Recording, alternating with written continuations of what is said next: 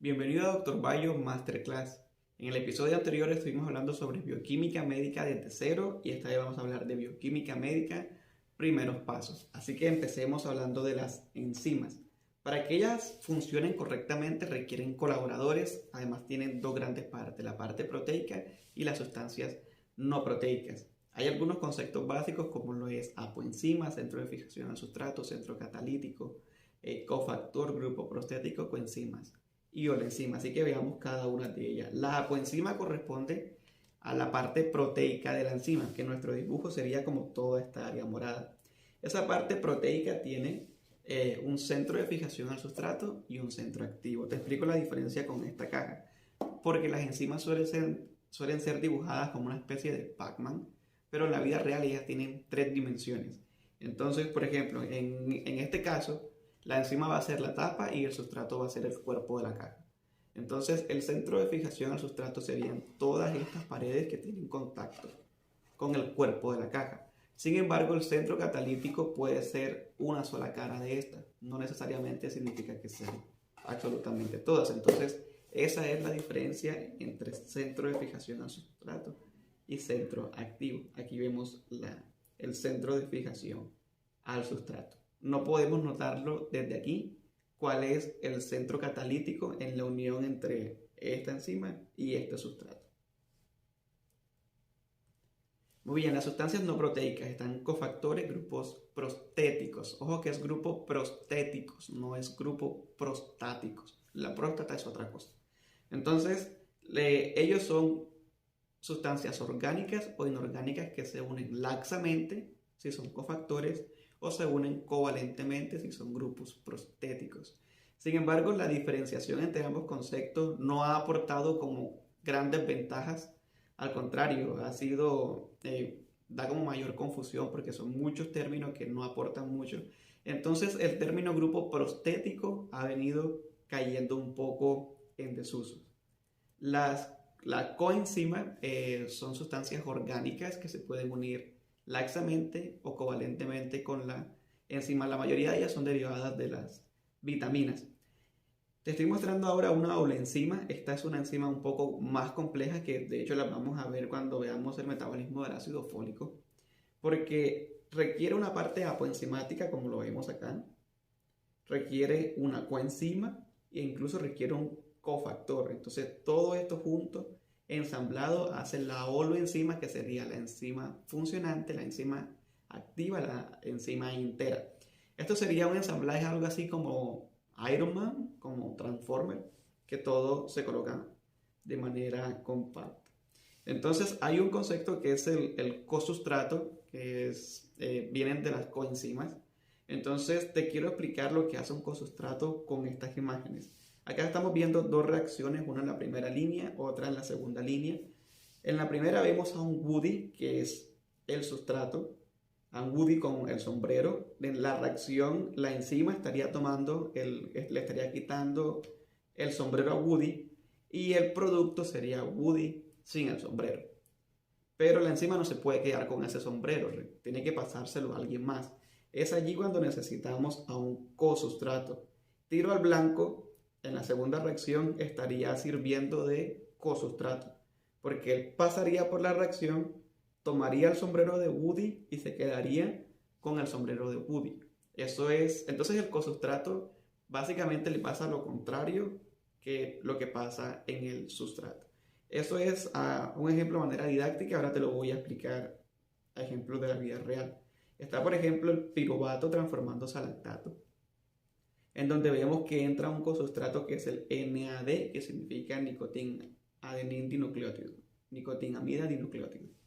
Entonces, esta coenzima entra a la reacción y sale sin los hidrógenos, es decir, aporta los hidrógenos al piruvato para que se convierta en lactato, como te puedes dar cuenta aquí. El oxígeno no tiene hidrógeno y aquí este oxígeno, que era el que estaba acá, ya cuenta con dos hidrógenos y se convirtió en lactato.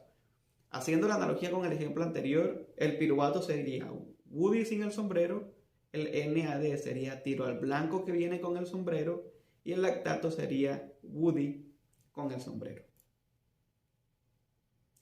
Estos son los postulados entre la interacción de la enzima y el sustrato. El primero es el de Fischer, que es así como la llave y la cerradura, y el segundo que es el de Kochland, que es un poco más dinámico, porque la llave y la cerradura es un poco más rígido, más anticuado. En cambio, Kochland, que es más dinámico, dice que la interacción entre la enzima y el sustrato es algo así como cuando introduces la mano en un guante, que en la medida que vas introduciendo se va adaptando a la mano. Especificidad es otro concepto. Hay enzimas que tienen especificidad alta o baja. Te traigo estas fotografías para explicártelo fácilmente. Especificidad alta sería como una pareja de esposos en donde ellos están interactuando solamente entre esta pareja.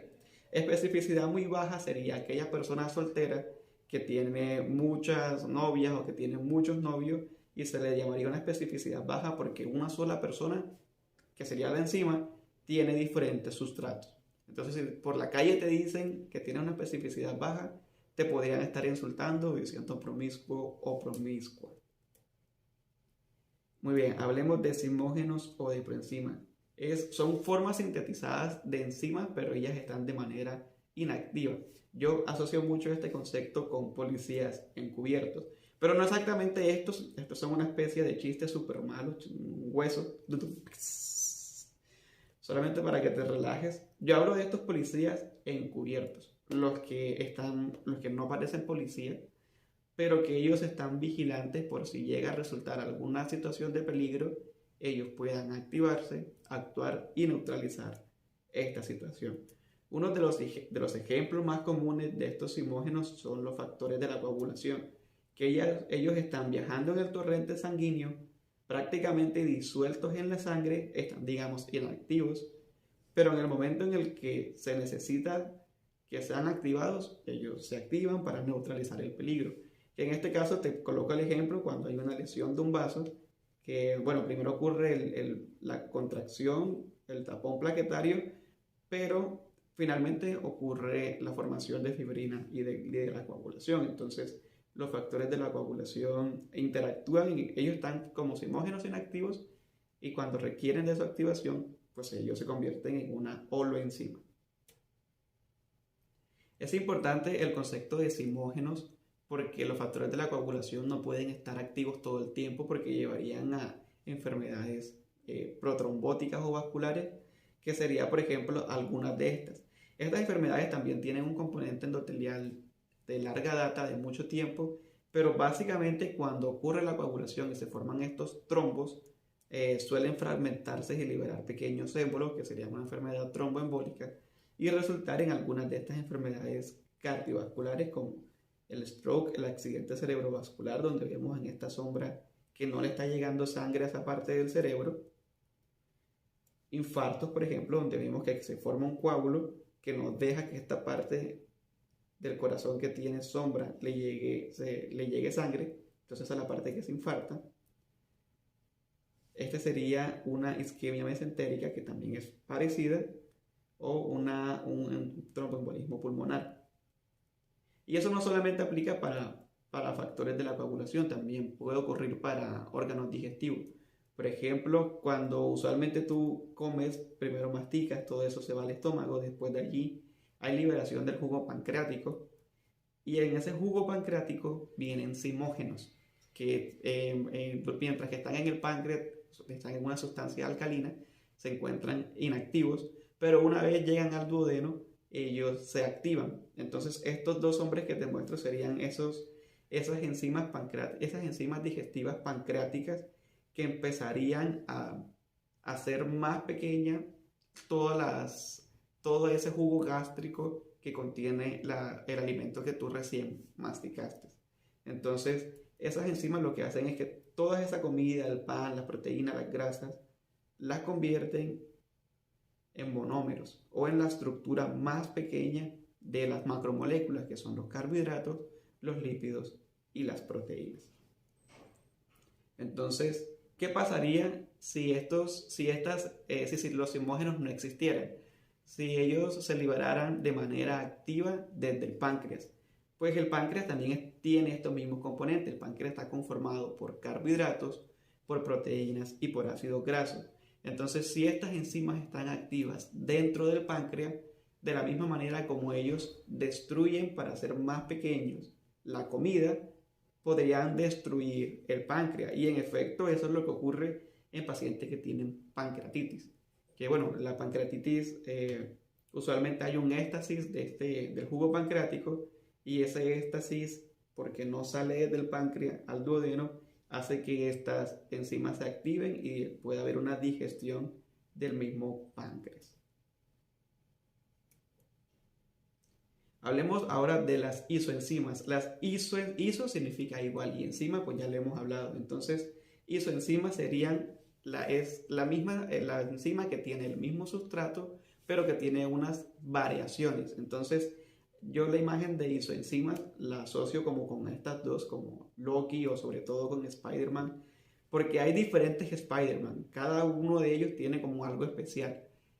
Pero al final siguen siendo Spider-Man, siguen lanzando telarañas, siguen escalando los edificios. Algunas variaciones son que algunos disparan la telaraña desde la piel, otros utilizan cartuchos, tecnología, etc.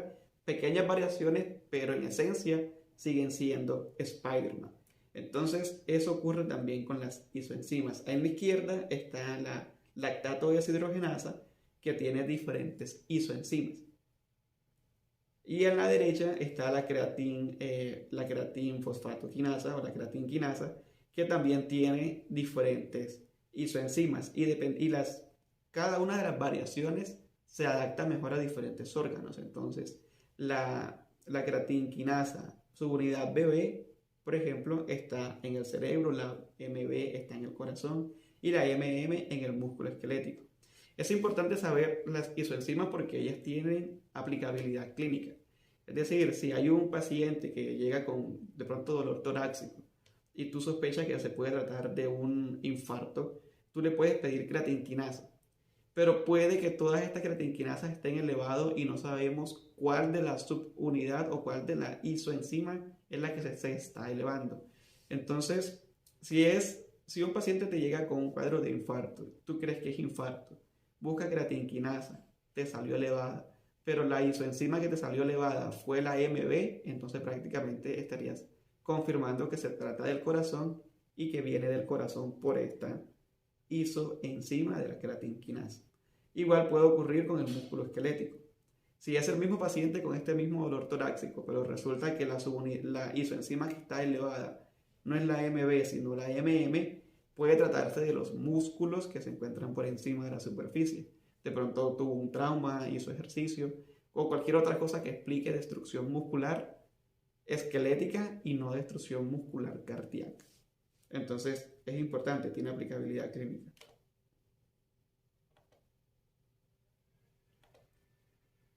Muy bien, vamos con enzimas alostéricas.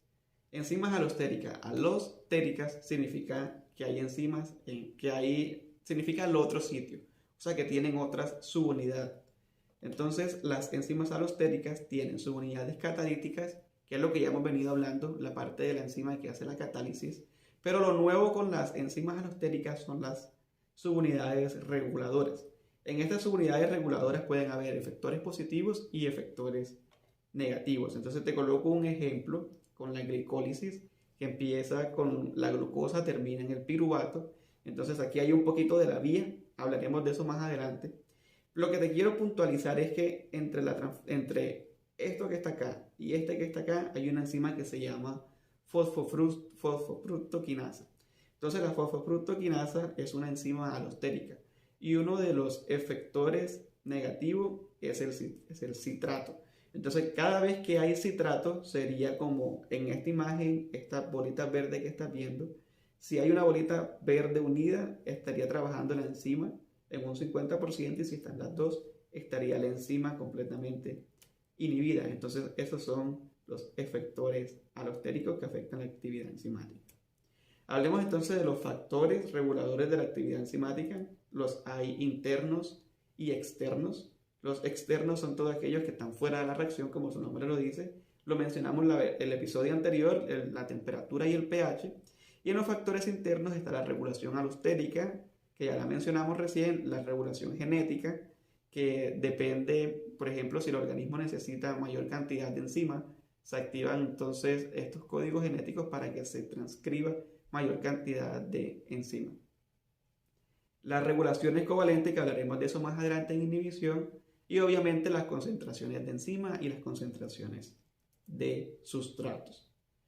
La temperatura y el estado ácido-base ya lo habíamos mencionado, es importante porque algunas enzimas tienen un pH óptimo ácido, neutro o un pH óptimo alcalino. Igual sucede con las temperaturas. Y muy bien, esto ha sido todo en esta clase. En el siguiente episodio vamos a ver clasificación enzimática y cinética enzimática. Si todavía te encuentras viendo este video y no te has aburrido, que no me explico cómo no te has aburrido, deja tu like y suscríbete para que veas más contenidos como este y te veo en el episodio número 3.